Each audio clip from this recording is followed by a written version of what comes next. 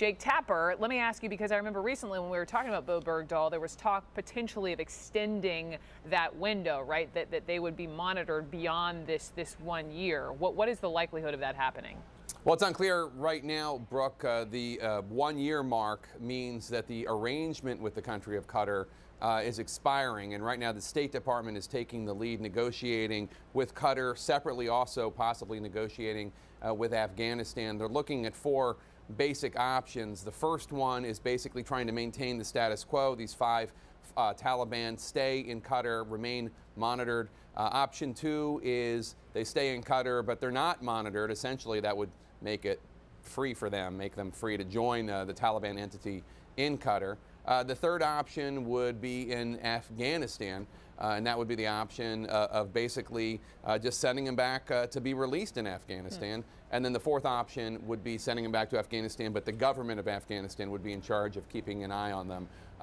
Really, none of them are great options, and it's unclear how much sway the U.S. has in terms of what they're pushing for. Okay. Can you just also briefly remind us who they are, these five? And wasn't one of them already trying to communicate with terrorists back home? That's right. One of them was trying to be in touch with bad actors back in Afghanistan.